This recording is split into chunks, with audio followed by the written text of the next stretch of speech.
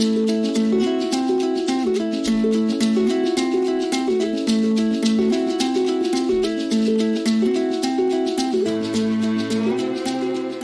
and welcome back to the Panti Personals. My guest today is a man who hails from Roddy Doyle territory, Kilbarrack on the north side of Dublin, but who has many different identities in music. First in a band marvellously called the 10-Speed Racer Band, and then in a twosome called the Hedge Schools with Joe Chester, but today songwriter and singer Patrick M Barrett releases his solo work under the intriguing moniker Arrivalists.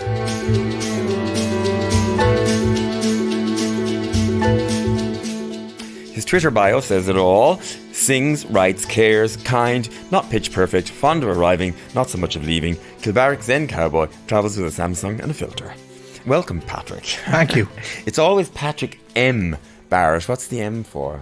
The M is Dad's name. It's like, Michael. So a couple of years ago I just sort of adopt that, and it just worked for me, you know. If I was going to give you a new band name, I'd call you Patrick M Barrett.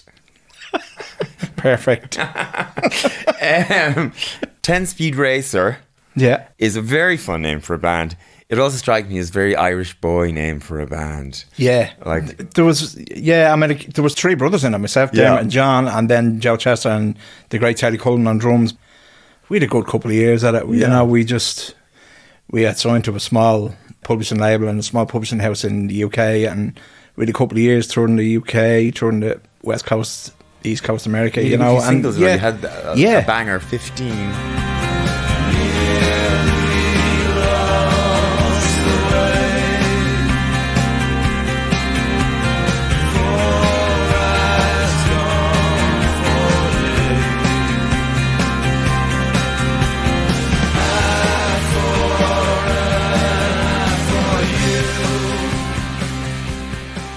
With some great years, you know, and then like anything, I suppose life gets in the way, and then it's just we decided to disband it, you know. So yeah, I do love the name because I can remember in school we'd always he's got a 10-speed. He's got a 10-speed. Exactly, yeah. And I still have a 10-speed, right? And there was a little bit of a tie in there because for years I raced bikes, and so does Joe. Now Joe was a passionate cyclist, you know. That way, I didn't really. You raced? Yeah, I did. Well, kind of very amateurly, you know, that way in a club. But I still have an old steel frame bike that was made in 1968. The same year I was made. I found this bike online. There was a guy who sells steel frame Peugeot bikes in Phibsborough, and he basically just restores them. Yeah. And all of them would have a number underneath the frame, and when you can chase back the number, the bike was made in 1968. Same year I was, so it's all good. Me too. Yes. What month are you? October. Oh, I'm November. Ooh. I'm younger than you, bitch. Let it be told. It's also interesting that you had three brothers in the band. Yeah. You were always matey. Absolutely. And people used to always ask us that. Was there any fraction? I think because we grew up together and we spent all our lives together, and you know, I'm still blessed with a beautiful relationship with the two of them. You know, and although all three were big into music. Yes, absolutely, yeah. Although our teenage years, in terms of kind of the music geography, would have been different. Whereas I was listening to the Smiths and the Joy Division, the two lads were listening to Iron Maiden records. You know, so. But I mean, they're scattered different corners of the world these days, and have been for years. Dermot is in Norway and John is in Australia, but I still have, you know, as a family, I think we're blessed with a beautiful connection with each other, you know. So, was it a super musician family? Because your sister Bernadette manages Lisa Hannigan, so also in music biz. Yeah, she managed Lisa for years, and she was managing Damien Rice for years, and she's always been in and out of the kind of David Gray projects down the years, and an extremely successful female, you know, and I love my sister to bits. You know, she carved a career for herself by going to London when she was 21 years of age and succeeded over there. To step out of Ireland, which can be a little bit kind of small in terms of kind of the music circle, but she's travelled the world, made a beautiful career for herself, and she's drifting away from that now, you know, going into kind of life coaching and stuff. And was all this music stuff coming from your parents? Yes, primarily, yeah. Well, Mum would have been classically trained as a singer, was involved in musical societies when when we grew up, when we kind of hit our teenage years and were able to kind of feed ourselves, Mum drifted back into something which she was passionate about, which was music, you know. So, and Dad would have a love of traditional music, but necessarily wouldn't. He couldn't sing or dance to save his life, you know. But yeah, so it all comes from Mum, really. Yeah. Yeah. It is amazing. The more musicians that I meet, it nearly always starts in the family somewhere. Yeah, it does. I mean, it used to start on the Sunday morning. There was an old kind of gramophone box, and Dad would flip up the lid. It was one of those that had the speaker in the lid, and you know, the Plankstead records would come on, and you know, on a Sunday morning, and it was a house that we were surrounded by music in the house, you know. So I think the drift into it as a family, it just kind of happened naturally. But as parents, they never said no, or they never stopped us doing it, you know, which is a beautiful gift, to give us that absolute freedom to go and do whatever we felt we wanted to do, you know. And your parents, in a way, have played a sort of an outsized role in your life in the last few years as well. Yeah, exactly. I mean, I spent the last 2 years of COVID basically home caring for the two of them, because, you know, they are of that generation. Like Dad he'll be 97 in November, and Mum would have been 90 in April, and Mum passed away in January, just recently. And but yeah, like I just kind of had to do it, you know. I just they'd given up so much of their own lives to bring up 4 kids, you know, and the struggles that brings in the 1980s and the 1990s on north side Dublin, you know, working class. And but my mother just did it with a grace and with a humility and a kindness that she gave to the 4 of us. And for me to be able to kind of step off the wheel for 2 years and look after them, and then try and navigate old age for them, because we live in a country, unfortunately, where in terms of navigating the final years, it's just not a thing that old people are able to do anymore. Yeah. You know, they're being marginalised in terms of kind of systems, in terms of utilities, in terms of being able to do things for themselves. Yeah. They can't do it anymore. And for so many, if they don't have a voice, or if they don't have somebody doing it for them, it's such an absolute minefield, you know, and so many are forgotten, you know. Yeah. No, I'm very keenly aware of all that stuff at the moment, because my own parents are elderly now, and I'm very lucky in the sense that I have 4 siblings, all within a couple of miles of my parents. Yeah. So they're very well looked after. Yeah. But I'm also very conscious of how much those 4 siblings do. Yeah. And so when I go down, as much as it is to see my parents and all of that, it's also to give my siblings a break. Yeah. Not that anybody ever complains. Yeah. But it's a lot. And you're right. So much of it is taken up with the kind of boring minutiae of life, like the banking and paying the bills and everything, and the computer, and having to do it all online. Yeah. Like, as a society, we've done nothing to help them. You know, we've just marginalised them to a point. And my old man, he still goes down to the Bank of Ireland in Raheny Village every Friday with his lodgement slip or with his withdrawal slip, and he refuses. And I think he's probably the only person who goes in and out of the bank in Raheny who they actually deal with. He just refuses to go to the machines. So he goes, he has his lodgement slips in a little press in the kitchen, fills them out every Friday morning, gets a lift down, and goes in and withdraws his cash, and will not do it any other way.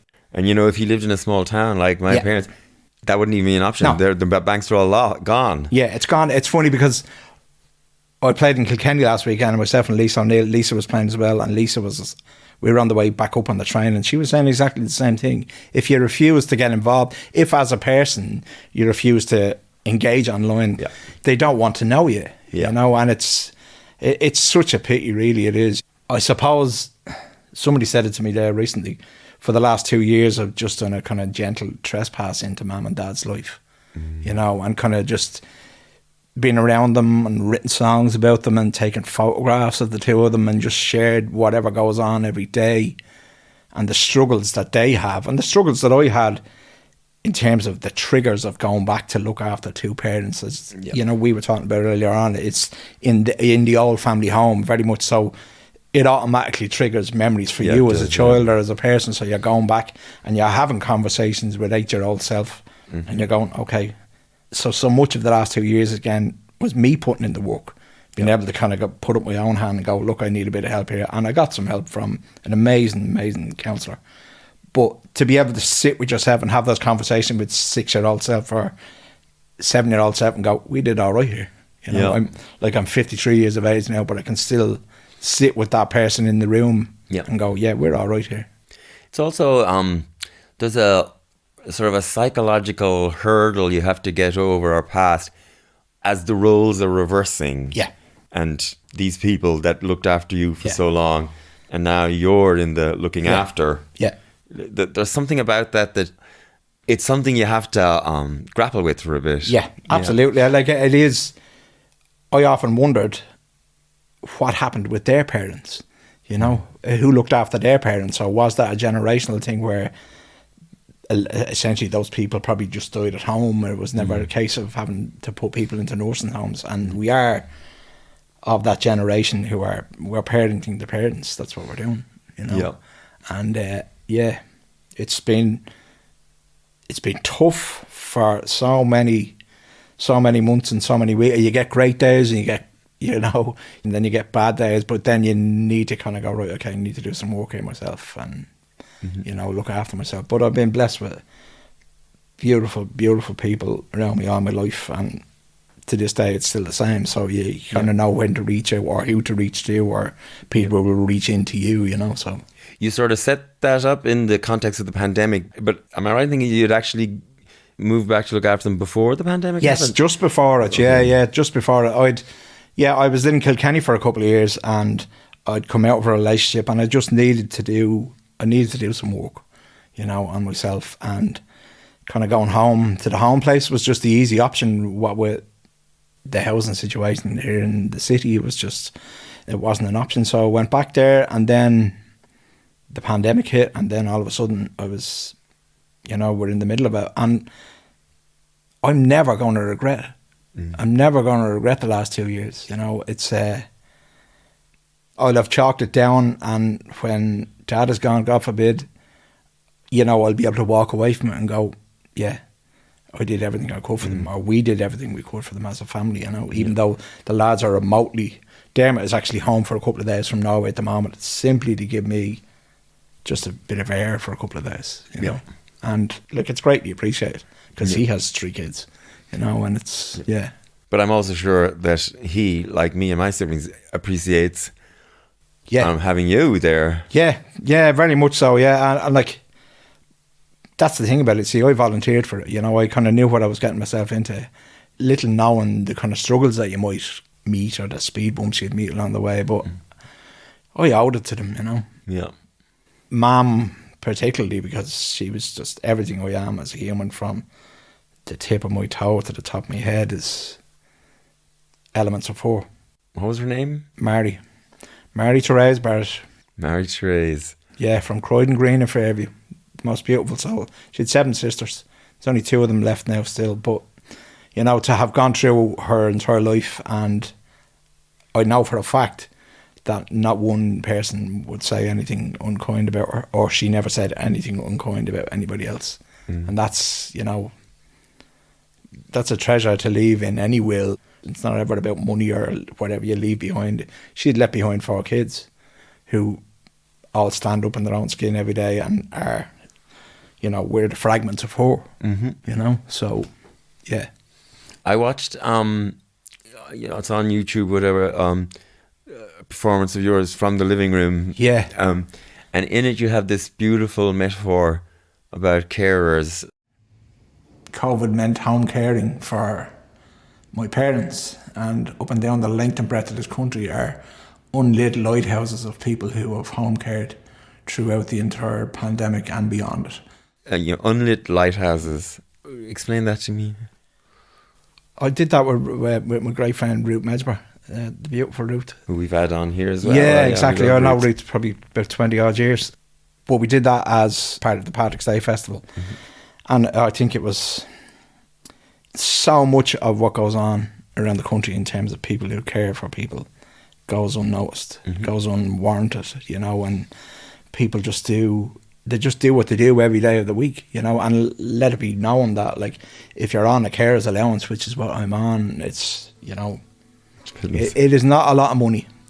It's not a living wage. It's less than a living wage, and you know, for me to be able to sit in that room and to be able to sing a few songs and for it to matter to a few people, it should be heralded more. You know, people who care, whether it's for people or children with intellectual disabilities or for, you know, for elderly parents, people who light up other people's lives simply as a, you know, because they want to, you know. I watched you.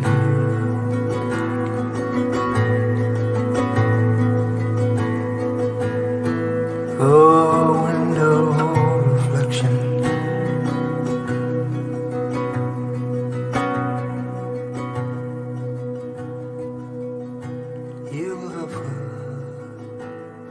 You sort of, in some ways, documented this relationship of late with your parents in the last album. Yeah. Tell me about that. Yeah, Last of the Written Pages is the title of the record, and they are the last of the written pages. You know, a generation who didn't use email or don't know how to text on a phone. Like, we stumbled upon loads and loads of Mom's letters to Mom or letters to Dad, and, you know, photographs. They're all about. They are that generation who have shoe boxes of amazing black and white photographs, letters, and, you know, the last of the written pages for me, the two of them are the last of the written pages for my generation, for the Barrett family. After that, after Mum and Dad are gone, there's just the four of us, and we know how to navigate the world. You know, but they didn't know how to navigate the world, and that they found themselves living in.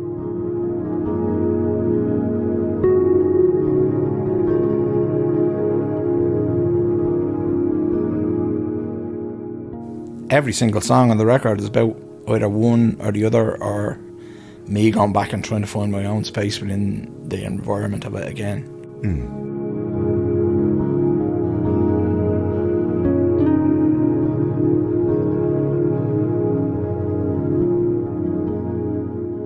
So much of that will be lost, I think. Shoeboxes underneath people's beds were incredible memories of, you know. And when Mom died, I found an old brown leather music case, which was just incredible, and opened it up, and the sheet music to Panis Angelica, Salve Maria, all that sort of stuff, and like dated from, you know, 1932, 1934, notes that she'd written on it, you know. And it's incredible when you try and think, if my mother didn't meet my father, how different her life would have been. Without 4 kids, would she have carried on singing? She was an incredible singer. And 2 weeks ago, we discovered a cassette of Mom singing with the Garda band. She used to go down and do volunteer work with the Vincent de Paul, and they'd put on the entertainment for the night. But we found this incredible recording of Mom singing Danny Boy, being backed by the Garda band, and I have never in my life heard anything like it. The summer's gone.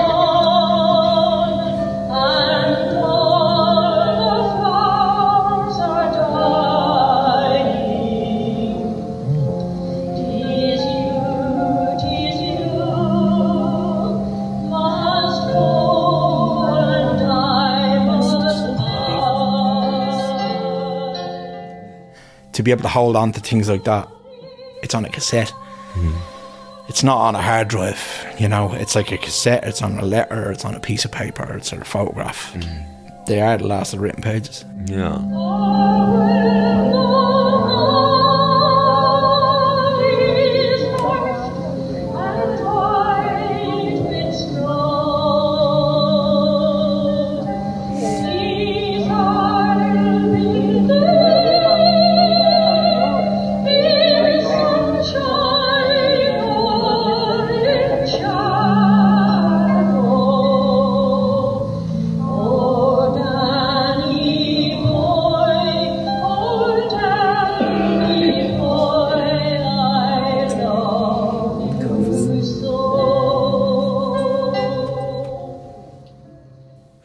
You're going to do a couple of songs for us today, and the first one, on Little Triumphs, is about your ma. Yeah. Talk to me a little about it. Mom used to ride a green Rally Triumph bicycle, And to anybody who, you might have to Google them to kind of remember what they look like, but they were I just... remember them well. They were an incredible machine, you know, and it was just... You didn't see many women riding them. Yeah. Mom used to ride one, and she had a basket on the front, and one of the little carriers, or as we used to call them on the north side, a backer for people sitting on the back. Yeah. And it was green, and it had white emblazoned Triumph 20 on it, and it had white handlebars. And that kind of long saddle. Yes. Yeah. And I remember I was out running on Bull Island one day during the pandemic, and down at the happy out end of it, down where the coffee shop is, down where the wooden bridge, I came across a green Rally Triumph bicycle locked to the bike locks down there. Absolute inch from top to toe, the exact same as Mum's. A replica of it, and it just got me thinking. She used to use the bike cycling in and out to a kind of evening job, you know. Wages were never really... there wasn't a normal kind of pattern of wages when we were growing up, you know, and working class family. So Mum used to kind of cover it with an evening job, but she used to use that green Rally Triumph to cycle in and out to work in the evenings after we'd come home from school. And so the song basically is We Are Four, which is myself and the three siblings, and we are her little triumphs. So that's what the song's about. Yeah. Well, let's hear it.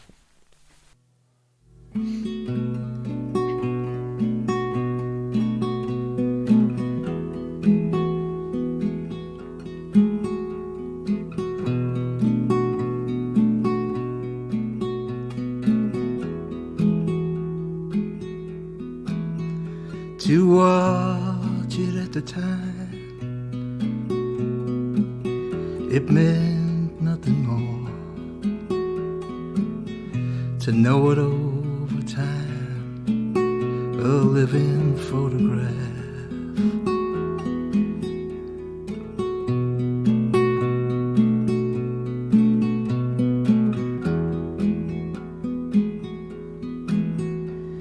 Back then it was hidden,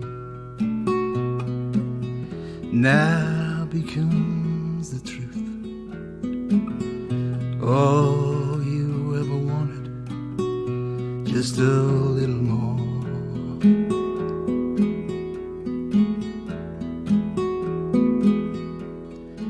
We are four.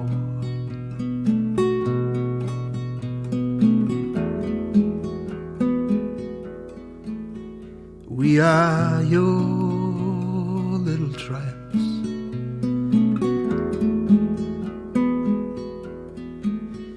We are four.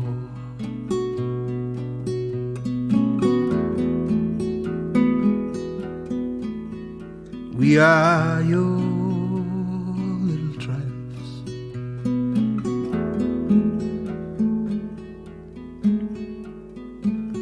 The little triggers send you back to the now, before and after, for everything we wanted, for everything you tried.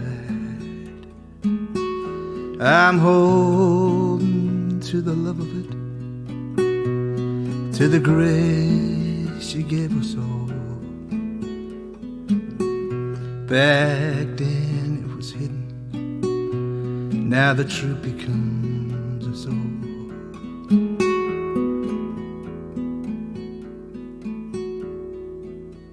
We are four.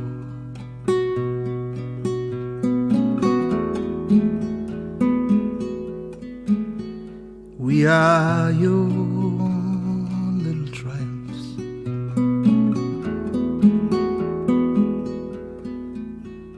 We are four.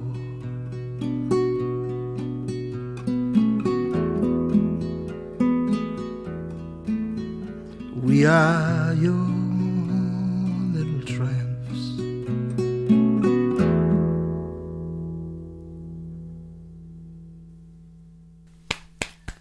Gorgeous.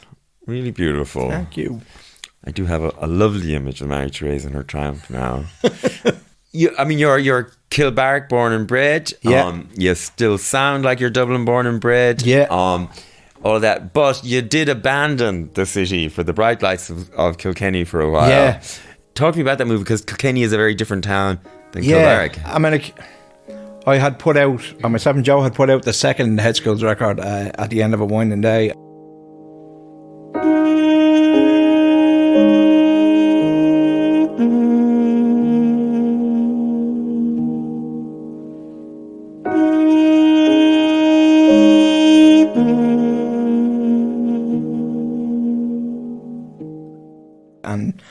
And Dave O'Grady, great friend of mine, put me in touch with Willie Meehan, who used to run Roller Coaster Records in Kilkenny. And Willie fell in love with the record, and I sent him down a couple of copies on the proviso that I've never been one for kind of championing my own self or trying to make a few quid or whatever. It's always mattered to me that the art matters more. So I sent 10 down. I had a handmade version of the record, and I sent 10 down to Willie, and I told him to sell them at 20 quid each, and for the money to go to the Good Shepherd Centre in Kilkenny, which looks after homeless. And so Willie, of course, did that, and then we struck up this relationship, been able to kind of talk to the man, and then he asked me to go down to Kilkenny to do a show in Kilkenny. And yeah, if you get the Willie Meehan, or if you got the Willie Meehan thumbs up or seal of approval into Kilkenny, you know, you just took it.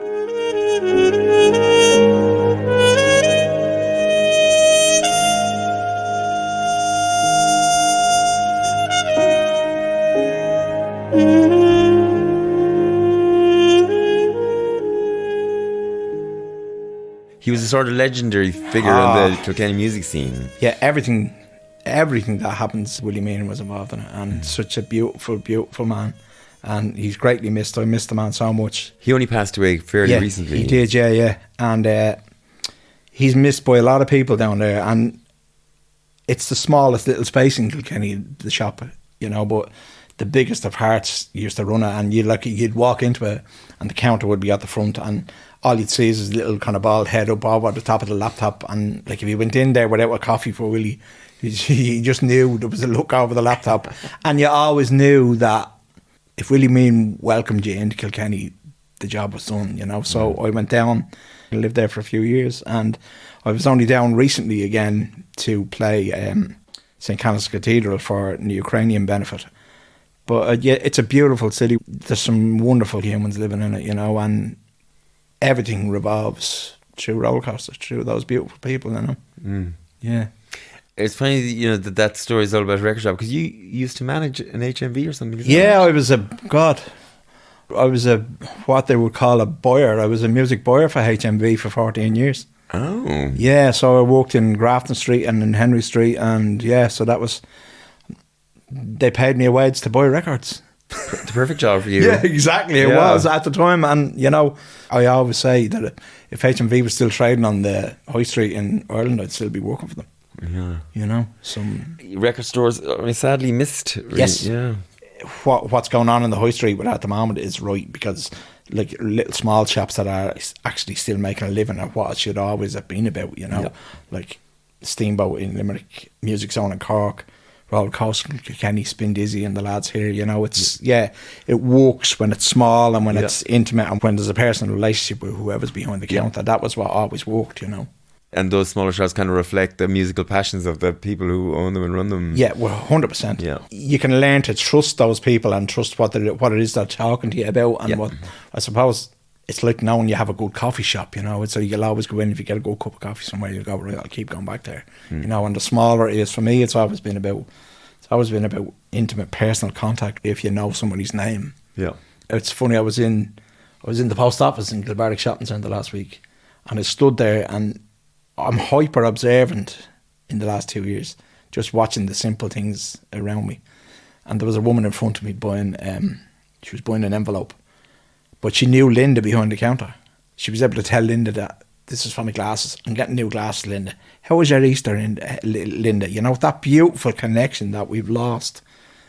I just hope we don't lose it to a point, you know. And yeah, this city has just been engulfed by offices and by, you know, things that don't matter anymore. I actually wanted to talk to you about that, because I had read, you know, on your Twitter some things about the city and that. And I mean, obviously, I have a pub on Capel Street, Yeah. so I would sing the praises of Capel Street. Yeah. But I really do. Yeah.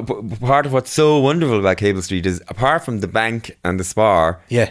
everything else an independently owned business on that whole street from How top magic. to bottom. Like, they are the only Yeah. chains on it, the bank Yeah. and the Spar. Yeah. And the length and breadth of that street, you can live on Capel Street and never leave it. Yeah. If you want anything from a rubber Yeah. stamp to a chair, Yeah. to a nurse's uniform, to a dildo, you can get them all on Capel Street. You know, Yeah. I really love that about it. Yeah. And to me, that's what a high street should be. Yeah. And it could do at a record store. It probably could. Or you could, Yeah, without yes. a shadow. Yeah. I mean, I only tweeted about this the other day, and I was coming in on the Lewis. I was coming in from Renla, and when you're getting off the Lewis at Grafton, it just over the tannoy of the Lewis, it basically says Grafton Street for the Grafton Shopping District. Comes out over the PA on the Lewis, and it was just, it irks me every time I get off the Lewis there. I'm going, Stephen's Green is there, the Ivy Gardens is there. Yeah. The Natural History Museum's down there. The National Gallery is there. It's the same when you get off the Lewis and Parnell Street. Yeah. The Hugh Lane is up there. The James Joyce Centre. Why do we not talk about the culture of the city anymore? Yeah. Why do we just, it's become blatantly obvious that it's not about commerce anymore, because when you walk down Grafton Street, half of the units are empty. Yeah. Stephen's Green Shopping Centre, half the units are empty. Yeah. You and I both know why that's the case. Yeah. Because you coming from that background of that amazing street that you have your place on, and as you say, it's a community. It is, yeah. It's an absolute community. And going back to that woman in front of me in the post office and Linda behind the counter, she was able to relate to Linda because Linda talks to her. Mm-hmm. And that's about connection. Yeah. I've had sort of conversations about it with a number of the people who've been guests here, because I think artists are at the coalface of this change in the city. Yeah. Because it's becoming harder and harder for artists to find space to do their thing, to make a living wage out of their thing, because they're being so pushed to the margins, really. And again, Capel Street's it's a pretty good example, because directly opposite Panti Bar, there's been an empty lot across from us. Yeah. And now a hotel has been given planning permission. And within 300 metres of us, there are 5 new hotels being constructed or just finished. And the one on Capel Street will really be only the second building in the whole length of the street that isn't, original to the street. Yeah. It makes me worry now, is even Capel Street going to feel the pinch. And I only noticed it yesterday, in so many of those office buildings that are being put up, like, are there tenants going into them, or are we just building buildings for the sake of it? Yeah. Because the migration from people working in offices in the city centre across the pandemic to back to working the home again. So half the office blocks in the city are half empty again, and then we're still putting up more offices. Yeah. And on Capel Street too, people don't really often realise is there are so many other small businesses on the first floors of all the buildings. Yes. A lot of graphic designers and these kind of things. So Capel Street is one of the last places in the city centre that those people can find it is. space The great Frank Tate, who looks after so many of our guitars that live here. Frank is down the far end, the old kind of end of Capel Street, up above, and as you said, up above these kind of windy stairs into this workshop, which is laden with sawdust and wood and varnish, and it's just incredible. Yeah. Let's go back to the music for a little bit. I'm talking about Hedge Schools. I've read a few interviews with you talking about the Hedge School stuff, and with Chester, and I hope you don't mind me saying this, but the kind of love and mutual respect that you guys have for each other comes across almost like lovers.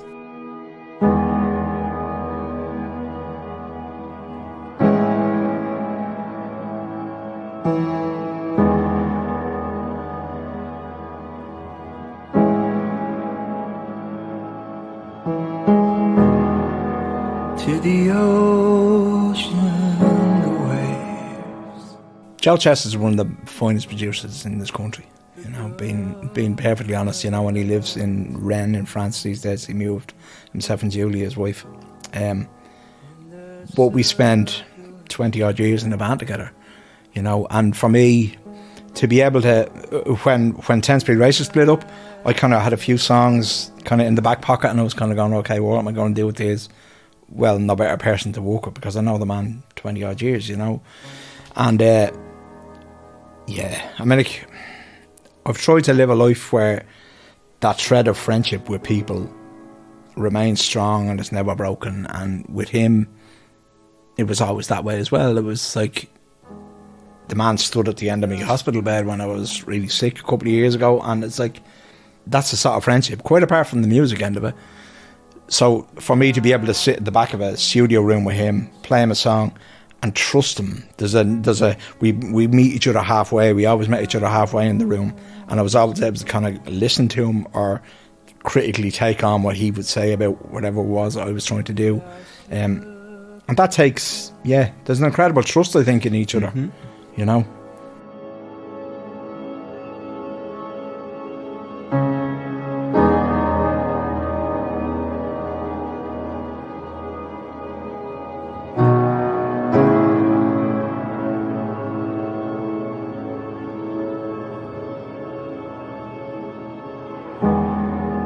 Can we circle the wagons, bend down all the... That's very clear. Reading, both of you talk about each other. Yeah. And there's a connection, I think, with music. When you're making music with people, you know, there has to be a connection there. You know, because if there's one element of it that's not necessarily, you know, tied in with whatever is going on, it becomes frayed, you know. And but yeah, God, he's an incredible producer, but more than above that, a beautiful friend of mine.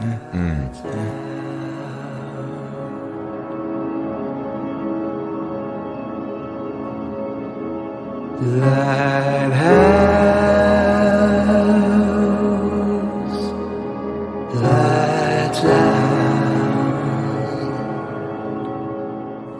There's a bird thing in your work and in the Hedge Schools work, and it's funny, Adrian Crowley, we had him in here, and he has a thing about birds too. And so tell me your bird thing.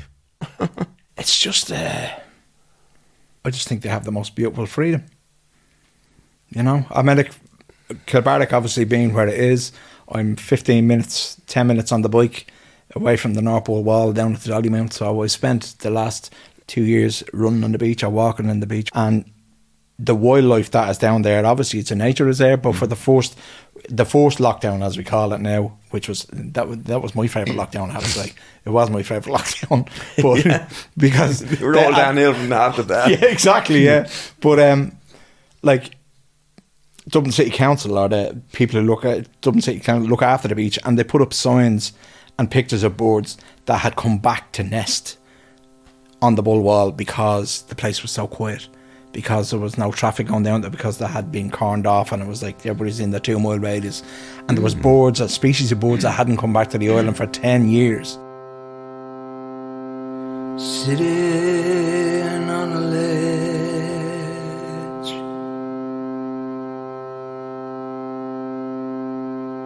wondering how you got there, waiting on the wind.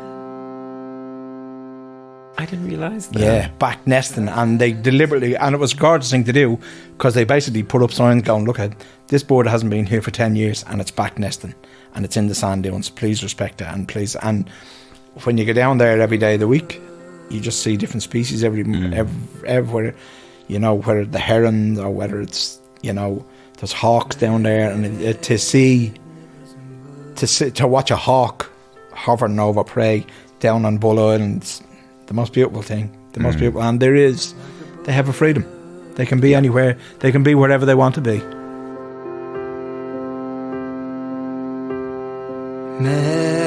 Magnificent bird,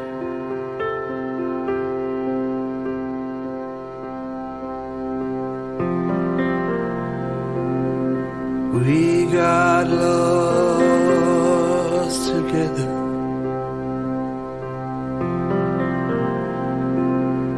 swimming in the But like, if we weren't here, they wouldn't miss us. Yeah. They wouldn't. Birds wouldn't miss us. Yeah. You know, if we weren't here, if humans weren't here. Whereas dogs would miss us. Yeah, they would. Yeah. Bloody ages. Yeah. Cats wouldn't either. Cats wouldn't. No. Cats wouldn't have a bar of them. Are you going to do a second song for us? Yeah. Threads. Yeah. It's that funny thing. Dad, he's from North County Dublin, and like farming background, and a small little townland called Skidoo. I've always been fascinated with the name called Skidoo, and it's Skidoo, S-K-I-D-O. Yeah, double O is Skidoo, and it's a small townland in North County Dublin, Near Balbriggan or something? Near Ballybockle. Do you know Ballybockle? Do you? So yeah, and they're Skidoo. How did I not know that there's a town in Ireland called Skidoo? So he's a simple man, and he would come in and out of town on Christmas Eve, and we would go into Wynn's Hotel, and he would buy himself a hat and Clearys, and that was it. That was his trip for the year, and that would happen every Christmas Eve. And during the first lockdown, I had to bring him across to James's to a hospital appointment, and he was in the back of the cab, and you know, his eyes were just basically like dancing because he hadn't been in the city for so many years, you know. And I didn't notice it so much going up the quays, but when we were coming back from James's, this beautiful Polish lad picked us up on James's, and he brought us down the North Quays, and we were coming down, and I asked him, would he pull in O'Connell Street? And he did, and I took Dad out the back of cab, and we stood in O'Connell Street for a couple of minutes. And Threads is basically, for me, the opening line of it is we're standing in the middle of the last time, because it might be the last time that Dad sees the city centre. And when we got home to Kilbarrack, I took Dad out of the cab, and the taxi driver asked me why I'd done it. And I was telling him, and he just waved the fare away. He said, no fare. Oh. The most beautiful man. I never even got his name. But Threads is basically about that, about being able to kind of just lifting the weight of his life off his bones and just, letting him go. So that's what it's about. Lovely. Well, let's hear it.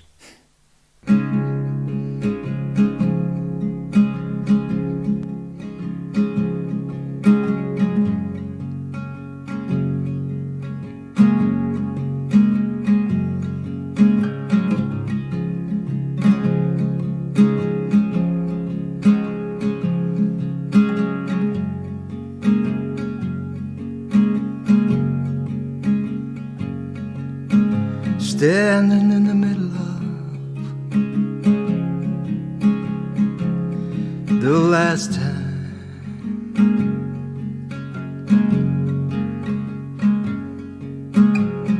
lifting all the breeze blocks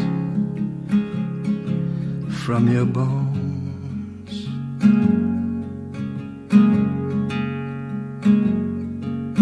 We're letting the wings fly for the last time.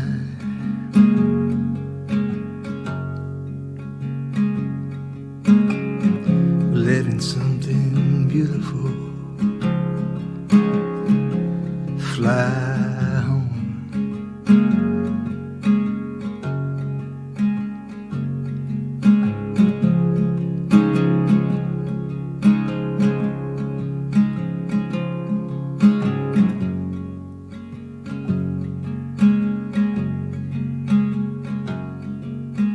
Waiting for the second heart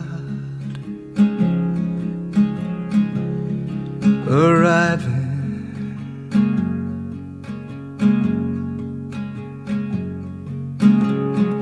And the second beating kicking in.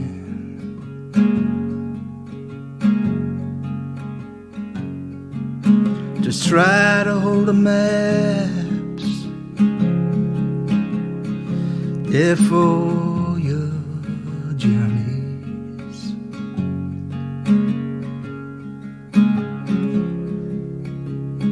The second skin will settle in.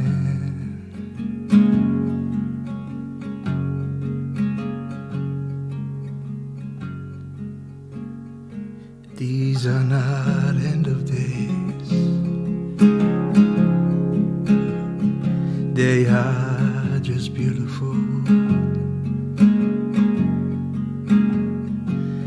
We are the threads you laid. It has been beautiful. These are not end of days. They are just beautiful.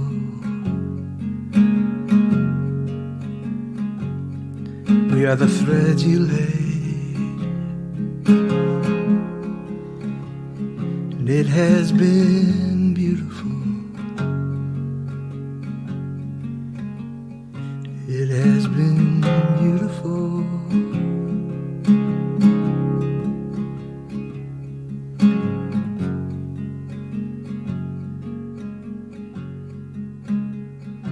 School is over. Come on now, John. Time you were getting your pit boots on.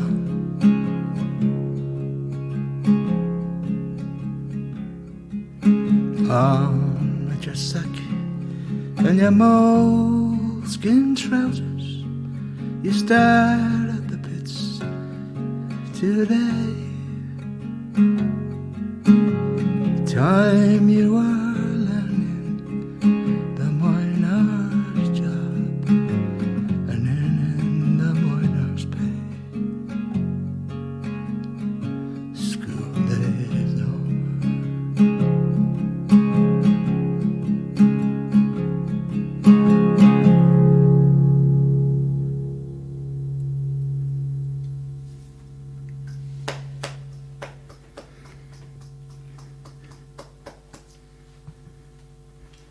Loved it. That's a beautiful story. True story, yeah, it's mad. And your man, I never, to this day, he didn't understand what I was doing, so he pulled in there in that little side bay at the side of the GPO, and we got out for a couple of minutes. And the development that was going on with Cleary's, my dad used to buy his hat, we just looking over at that for a couple of minutes, and yeah. I mean, we've been talking a lot about your parents, but you're a dad yourself. Yes, yeah. And you and her mother split up at one time. Yeah. That's when you moved to Kilkenny for a while, and now you're back in Dublin. Yeah. I don't know. Does having your own child make you see your relationship with your parents now differently? Or It does, yeah. I mean, I think you're very careful of what you would consider to be mistakes that were made when you were being brought up, you know. So, I think certainly from a point of view of being in touch with emotions and stuff, Mum would have given us all that, So I think our generation are very much, whether we're bringing up kids, we're very much in touch with letting kids actually be heard and feel things and see things, and whereas years ago we were probably taught, the four of us, to be seen and not heard, and that was because of the generation that Mum would have came from as well, So but your parents were actually pretty open about you showing your emotion and all that, no? Yeah, Mum was, yeah. Mum would have been, whereas Dad would have been, he probably would have walked, or he would have left the room, and would still, find it very hard to talk about things of the heart, matters of the heart. Yeah, but whereas with Mum, God, she wore it on her sleeve, and I think the four of us wear it on our sleeves as well. So I think in terms of bringing up children, they should see everything, they should feel everything, you should talk to them about things. It's, it shouldn't be hidden away, Time to navigate, move it all the way. Time to navigate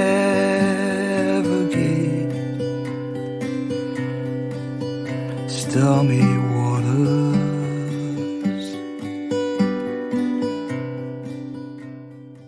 But it's funny because one of the people, when we've been talking about you behind your back, one of the people that has come up in conversation a bit, because we sort of see some similarities, even though musically it's not obvious really, but it's Damo Dempsey. Ah, yeah. God bless the man. You have a similar background, Yeah. similar part of town, and all of that. And Dame is also has been very open about his own struggles and Yeah. mental health Yeah. stuff and Yeah. dealing with feelings Yeah. and all of Yeah. that. So you kind of have that in common. You're both very... Yeah, I mean, like, I know Damo 20 years. Such a beautiful, beautiful man. Lovely man. You know, and like we would have started kind of, let's say, penciling the trade of writing songs upstairs in the International with Dave Murphy, you know, and like Damo would come up and you'd have notebooks and everybody was allowed 2 songs, and whether it was Mundy or Glenn or Damo, and like it was a tribe of us, you know, and then all of a sudden then I found out that Damo lived across the green, you know, in Donamead, so I've had many a session, an early morning session, sitting at the piano and his ma was getting up for work and we were only after coming in. He is an earth brother, that man, without a doubt. You haven't gotten into the nude yoga in the garden like he has. No, I haven't. God, no.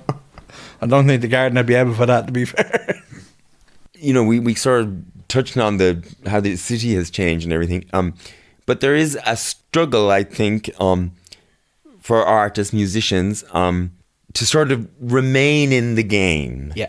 Because it is such a struggle. Yeah. And although the country on paper is always celebrating our artists, it actually does very little to support them. Yeah. You see, that's the thing. I mean, like, I never knew there was a game. And I've had a career of, like, I've released 4 records across the last kind of 10, 12 years. Every one of those records has been personally financed. I've never applied for a grant because, whatever, that's never going to happen. So I don't know whether I'm considering... I mean, when we talk about the game, I don't know whether I consider myself part of the game. I'll dip in and out. I'm on the subs bench, let's put it that way. And occasionally I'll tog out and I'll go out on the pitch and I'll sing a few songs and then I'll go back onto the subs bench. But I've financed the 4 records by having jobs, by having HMV jobs. But I don't see myself as part of the game. And it's a funny one, that, because if I thought for 1 minute that I could actually make a living doing it, well, then I might try. But I don't think I could. I actually don't think I could. Really? I don't think I've been flippant about it. I just going, I actually couldn't make a living doing it, you know. And but yet the monkey is always there. It's on your shoulders, going, okay, you need to write, or you need to do something. You need to do something. I deliberately haven't, since Mum passed in January, I deliberately haven't switched on the computer, and I switched it on for the first time last week just to try and work, you know. And but I don't know what that's going to be. Why do you say you deliberately haven't turned it on? Because I was going through so much, you know, and you kind of have, you kind of have to give yourself time to grieve, I think, in a situation like that. Yeah, my partner at the moment, Louise, I mean, like, just wrapped around me for the last, I'd say, 2 or 3 months, and you know, I can't be more thankful or grateful for people who've been in my life for the last 6 weeks. So, but I couldn't switch on the computer because I don't know how to start. And Louise bought me this beautiful, like, fabric bound notebook last week, which basically is, okay, I'm going to start working again, which means I'll start working again, you know. But am I in the game? Well, I don't know. I really don't. Yeah. You know, and I'm quite happy not to be. I'm a huge fan of the genius that is Pat Inglesby, and Pat Ingleby's work just follows me everywhere. I have the books stacked from floor to ceiling at home, all his work, and he would be of the same ilk, just going, if somebody asked him, was he an artist, or why does he do it, or, you know, he just writes because he just does. It's lovely to see in the last few years Pat getting a lot of the respect he deserves. Yeah. Definitely. He did it because he loves it. Yeah, and he can't do anything else, probably. Yeah, exactly. Yeah, can't do anything else. Yeah, and nobody ever went into poetry for the sex and no, God no. Patrick, it's been absolutely lovely talking to you. Thank you so much. Glorious, thank you. Patrick, Pat, Arrivalists. Yeah. Hedge Schools, Kilbarrack Zen Master. Thanks so much. It's been absolutely lovely having you, and I look forward to whatever you decide to do next. Thanks, Panti. Kilbarrack Zen Master. That is somebody. Brian Berry called me that, and I was kind of going, "Oh, you like that, Brian? Can I use it?" And he was going, "Yeah, gosh, you can." Thank you for that. Thanks a million. That was lovely. It was glorious. Thank you. Lovely.